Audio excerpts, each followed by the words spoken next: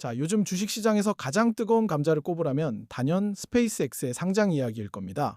2026년 올해 드디어 일론 머스크가 스페이스X를 주식시장에 상장한다는 소식이 들려오면서 여의도는 물론이고 제 주변 지인들도 만나기만 하면 이 이야기를 합니다. 다들 이렇게 말씀하시더라고요.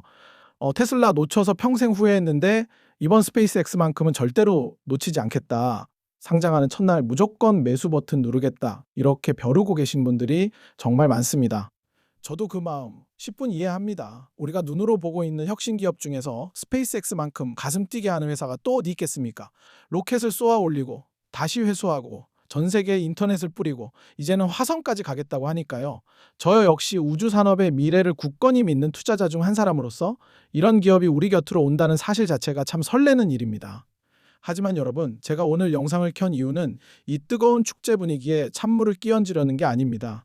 다만 남들이 다들 환호성을 지르며 앞만 보고 달려갈 때 우리 구독자님들만큼은 잠시 멈춰서 냉정하게 계산기를 한번 두드려 보셨으면 하는 걱정 어린 마음 때문입니다. 혹시 그런 생각 해보신 적 있으신가요? 내가 이 상장을 기다리며 설레어하는 동안 이미 가장 맛있는 파티는 끝나버린 게 아닐까 하는 의구심 말입니다. 오늘은 뉴스 헤드라인에는 나오지 않는, 하지만 투자자라면 반드시 알아야 할 조금은 불편한 진실과 숫자들을 가지고 차분하게 이야기를 나눠보려고 합니다. 우선 우리가 밖에서 기다리는 동안 저 닫힌 문 뒤에서 어떤 일이 벌어졌는지부터 짚어봐야 합니다. 기억하시겠지만 불과 작년 여름이었습니다. 2025년 7월경에 스페이스X가 직원들이 보유한 주식을 회사가 사주는 텐더 오퍼를 진행했었죠. 그때 책정된 기업 가치가 얼마였는지 기억나십니까? 약 4천억 달러였습니다. 우리 돈으로 환산하면 정말 천문학적인 금액이지만 스페이스X의 위상을 생각하면 납득이 가는 수준이었죠. 그런데 놀라운 건 그 다음입니다. 그로부터 딱 5개월 뒤인 2025년 12월 내부적으로 논의된 기업 가치가 무려 8천억 달러까지 치솟았습니다. 반년도 채 되지 않는 시간 동안 기업의 몸값이 정확히 2배가 뛴 겁니다. 이게 무엇을 의미할까요? 안타깝게도 비상장 주식에 접근할 수 없었던 우리 일반 개인 투자자들은 이 폭발적인 성장의 구간을 그냥 손가락만 빨며 지켜볼 수밖에 없었습니다. 문 안쪽에 미리 자리를 잡고 있던 기관 투자자들과 초기 투자자들은 우리가 밖에서 상장 소식만 기다리는 그 5개월 동안 가만히 앉아서 자산을 2배로 불렸다는 이야기입니다. 이걸 금융권에서는 접근 불가능성 프리미엄이라고도 부릅니다. 누구나 살 수 없었기 때문에 그 수익은 온전히 그들만의 것이었습니다. 우리가 이제 상장 주식을 사려고 줄을 서는 시점은 어쩌면 이미 기업 가치의 기울기가 가장 가파르게 오르는 구간이 지나간 뒤일지도 모릅니다. 자, 그렇다면 과거는 그렇다 치고 앞으로는 어떨까요? 지금이라도 들어가는 게 맞을지 감정을 싹 걷어내고 아주 보수적으로 시뮬레이션을 한번 돌려봤습니다. 먼저 비상장 단계에서 미리 투자한 사모펀드나 기관들의 입장이 돼봅시다. 아까 말씀드린 대로 작년 여름 4천억 달러 밸류에 진입한 투자자들입니다. 현재 시장에서 예상하는 스페이스X의 2026년 상장 시가총액은 약 1조 5천억 달러, 우리 돈으로 2천조 원이 넘을 것으로 보입니다. 초기 투자자들은 상장 첫날 공모가에만 매도해도 이미 275%, 즉 4배에 가까운 수익을 확정짓고 시작합니다. 이들은 상장 후에 주가가 조금 흔들리거나 횡보하더라도 전혀 조급할 게 없습니다. 이미 원금을 훨씬 상회하는 수익을 깔고 있으니까요. 여유가 넘치는 상황입니다. 하지만 우리 입장은 다릅니다. 우리는 상장 첫날 1조 5천억 달러라는 거대한 몸집의 회사에 진입하게 됩니다. 여러분이 주식 투자를 하는 이유는 단순히 회사를 응원하기 위해서가 아니라 수익을 내기 위해서잖아요. 만약 우리가 여기서 2배의 수익을 내려면 스페이스X의 시가총액은 3조 달러가 되어야 합니다. 3조 달러라는 숫자가 감이 잘 안 오실 텐데 현재 전 세계 시가총액 1, 2위를 다투는 마이크로소프트나 애플과 맞먹는 규모입니다. 물론 스페이스X는 위대하고 혁신적인 기업입니다. 하지만 냉정하게 따져봅시다. 마이크로소프트의 윈도우나 엑셀, 애플의 아이폰처럼 전 세계 인구가 매일매일 숨쉬듯이 사용하며 돈을 지불하는 비즈니스 모델과 로켓을 쏘고 위성 인터넷을 제공하는 비즈니스 모델이 당장 그들과 어깨를 나란히 할 만큼의 현금 흐름을 만들어낼 수 있을까요? 초기 투자자들은 돈이 묶이는 위험과 기업이 망할 수도 있다는 불확실성을 견딘 대가로 싼 가격의 주식을 샀습니다. 하지만 지금 우리는 상장된 주식이라 언제든 팔 수 있다는 그 안전함, 그리고 회사가 이미 성공했다는 확실함 때문에 어쩌면 너무 비싼 프리미엄을 지불하고 있는 건 아닌지 심각하게 고민해 봐야 합니다. 그리고 또 한 가지 우리가 놓치고 있는 아주 중요한 리스크가 있습니다. 바로 스타링크의 분할 상장 이슈입니다. 많은 주주분들이 스페이스X 투자에서 가장 기대했던 시나리오는 알짜배기 현금 창출원인 위성 인터넷 사업부, 즉 스타링크만 따로 떼어내서 상장하는 것이었습니다. 그래야 수익성도 좋고 주가 상승 탄력도 좋으니까요. 하지만 최근 들려오는 소식들을 종합해보면 일론 머스크는 스타링크만 따로 상장하는 게 아니라 스페이스X 전체를 통으로 상장하는 쪽으로 방향을 잡은 것 같습니다. 이게 단순히 덩치가 커져서 좋은 일일까요? 천만의 말씀입니다. 스페이스X의 궁극적인 목표는 화성 식민지 건설입니다. 이를 위해 개발 중인 스타쉽 프로젝트는 앞으로도 수년, 아니 수십 년 동안 천문학적인 돈을 쏟아부어야 하는 당장은 수익이 나지 않는 거대한 비용 덩어리입니다. 만약 스타링크만 따로 상장했다면 스타링크가 번 돈은 주주들을 위한 배당이나 재투자에 쓰였을 겁니다. 하지만 회사가 합쳐져서 상장된다면 이야기가 달라집니다. 스타링크가 열심히 번 현금이 주주들에게 돌아오는 게 아니라 화성으로 가는 로켓을 만드는데 다 들어가 버릴 수도 있다는 뜻입니다. 결국 상장 후 주주가 된다는 건 일론 머스크의 위대한 꿈인 화성 탐사 프로젝트의 비용을 우리가 함께 분담한다는 의미가 됩니다. 꿈을 후원한다는 측면에서는 멋진 일이지만 투자 수익률 측면에서는 굉장한 마이너스 요인이 될 수 있습니다. 오해하지 않으셨으면 좋겠습니다. 제가 드리는 말씀이 스페이스X에 투자하지 말라거나 이 회사가 나쁜 회사라는 뜻은 결코 아닙니다.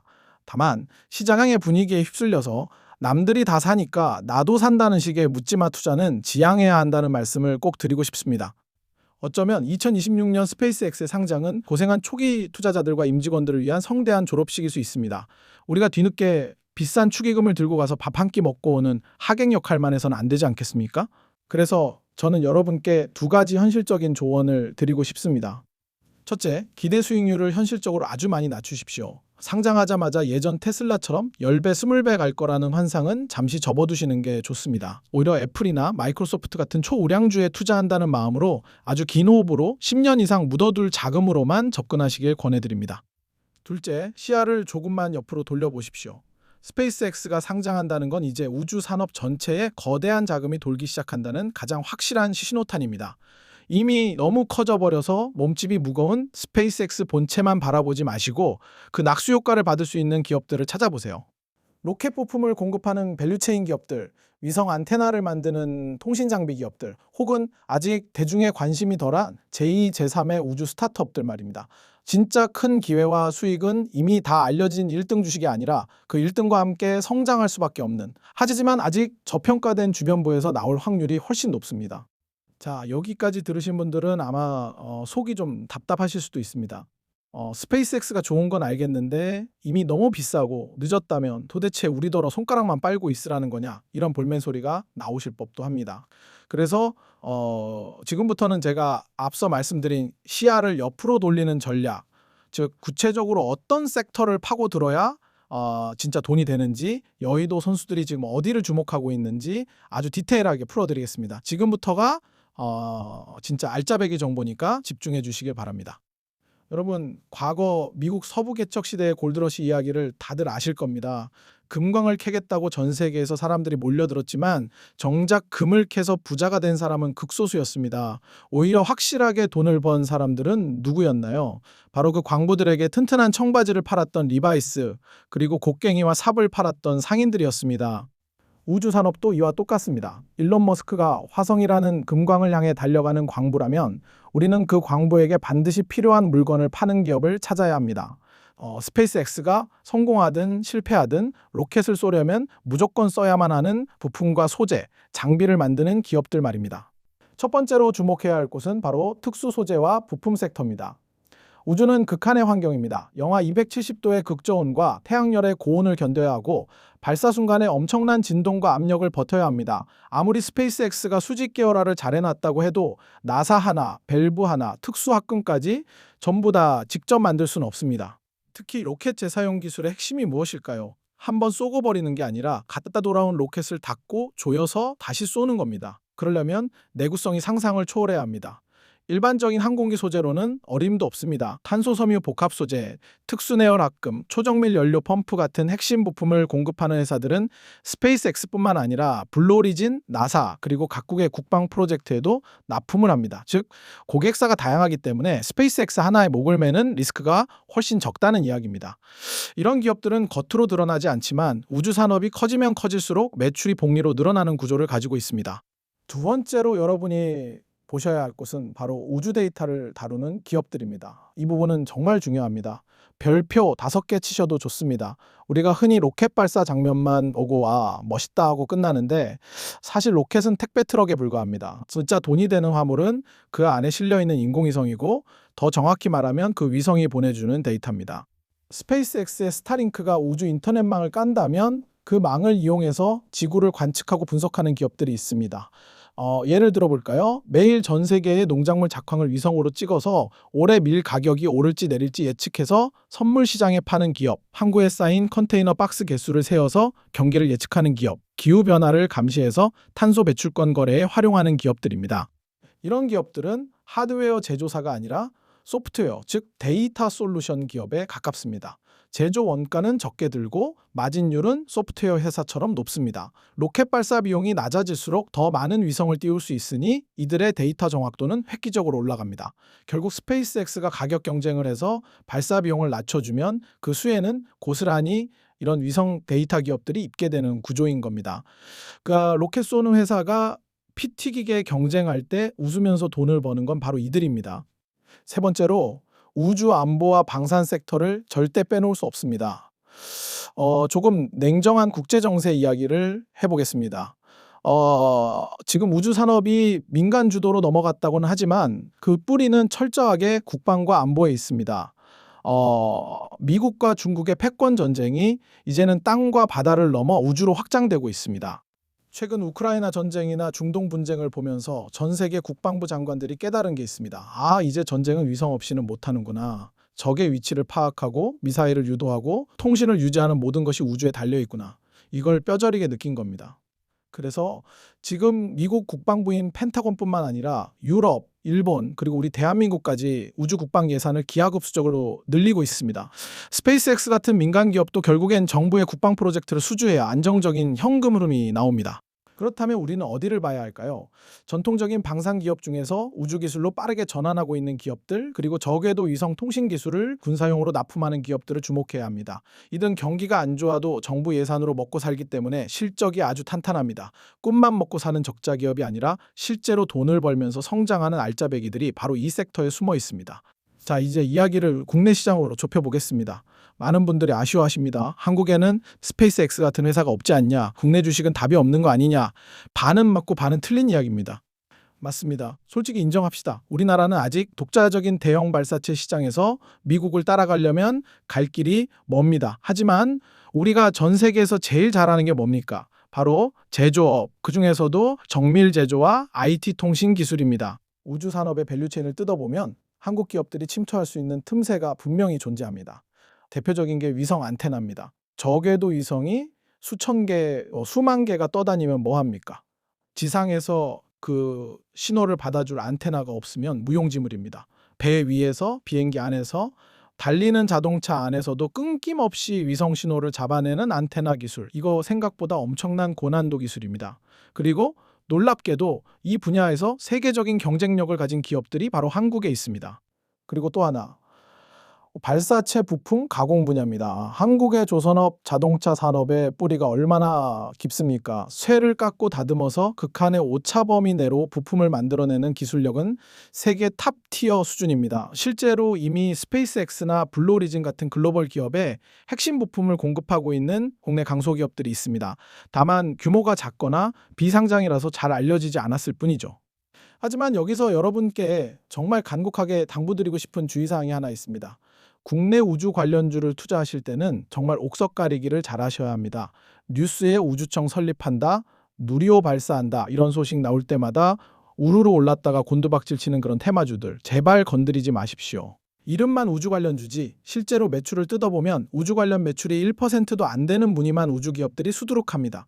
반드시 재무제표를 열어보시고 실제로 글로벌 우주 기업들과 거래 내역이 있는지 수주 잔고가 쌓이고 있는지 확인하셔야 합니다. 실체 없는 기대감만으로 오르는 주식은 결국 거품이 꺼질 때 여러분의 계좌까지 같이 꺼뜨리게 됩니다. 이야기를 정리하면서 제가 여러분께 드리고 싶은 마지막 메시지는 바로 시간의 지평을 넓히라는 것입니다. 오늘 제가 스페이스X 상장의 위험성을 경고하고 대안으로 부품 품주나 위성 데이터 기업들을 말씀드렸지만 사실 이 모든 투자의 전제 조건은 인내심입니다. 우주 산업은 오늘 사서 내일 상한가 가는 그런 단타 매매의 영역이 아닙니다. 스마트폰이 세상에 처음 나오고 대중화되기까지 10년이 걸렸듯이 우주 산업이 우리 일상을 완전히 바꾸고 기업들이 폭발적인 이익을 내기까지는 앞으로도 긴 시간이 필요할 겁니다. 하지만 확신하건대 방향성만큼은 명확합니다. 인류는 지구를 벗어나고 있고 데이터는 우주를 통해 흐르고 있습니다. 이 거대한 흐름 자체를 의심할 필요는 없습니다. 다만 우리가 경계해야 할 것은 남들이 환호할 때 뇌동매매하는 나 자신의 조급함입니다. 지금 스페이스X 상장 이슈로 온 세상이 시끄러울 때 오히려 조용히 미소 지으면서 남들이 보지 않는 밸류체인의 바닥을 샅샅이 뒤지는 투자자가 되십시오. 화려한 로켓 발사 쇼 뒤에서 묵묵히 그 로켓에 나사를 조이고 연료를 공급하고 데이터를 분석하는 기업들에게 여러분의 소중한 자산을 나눠서 심어두십시오. 그러면 5년 뒤, 10년 뒤에 스페이스X가 화성에 가네마네할 때 여러분은 그 결과와 상관없이 이미 경제적 자유라는 여러분만의 화성에 도착해 계실 거라고 저는 확신합니다. 투자는 예측의 영역이 아니라 대응의 영역이라고들 하죠. 하지만 진정한 고수는 대응을 넘어서 판의 구조를 읽고 미리 길목을 지키는 사람입니다. 오늘 제 영상이 여러분이 그 길목을 찾는데 작은 나침반이 되었기를 바랍니다. 긴 이야기 들어주셔서 감사합니다. 저는 다음 시간에 오늘 말씀드린 섹터들 중에서 구체적으로 어떤 기업들을 공부해보면 좋을지 더 깊이 있는 분석 자료를 들고 찾아오겠습니다. 그때까지 흔들리지 마시고 공부하는 투자자, 현명한 투자자가 되시길 응원하겠습니다. 감사합니다. 자, 오늘 제가 준비한 이야기는 여기까지입니다. 마지막으로 짧게 안내 하나 드리겠습니다. 오늘 제 분석이 뻔한 뉴스 조가리 읽어주는 것과는 차원이 다르다고 느끼셨다면 구독과 좋아요 버튼 한 번씩 눌러주십시오. 저 좋으라고 누르라는 게 아닙니다. 알고리즘은 냉정해서 여러분이 관심 없다고 판단하면 다신 제 영상을 띄워주지 않습니다. 이 살벌한 2026년 시장에서 남들보다 한 발 앞선 정보를 놓치지 않고 계속 받아보고 싶으시다면 그 정도 수고는 해주셔야 하지 않겠습니까? 그리고 조금 더 깊은 이야기, 유튜브라는 공개된 공간에서는 차마다 풀지 못하는 적나라한 데이터를 보고 싶으신 분들은 멤버십 가입을 고려해 보십시오. 멤버십 채널에서는 제가 현재 유심히 보고 있는 구체적인 관심 섹터나 실제 기관들이 움직이는 수급 현황을 가감없이 공유해 드리고 있습니다. 커피 한 잔 값이지만 그 가치는 여러분의 계좌 앞자리를 바꾸는 결정적인 힌트가 될 겁니다. 진짜 선수들은 남들이 공포에 떨 때 기회를 잡고 남들이 환호할 때 조용히 떠날 준비를 합니다. 저와 함께 흔들리지 않고 그 길을 가실 분들만 오시면 됩니다. 저는 여러분이 이 거친 시장에서 살아남는 것을 넘어 진정한 승리자가 되길 진심으로 바랍니다. 다음 영상에서 뵙겠습니다. 감사합니다.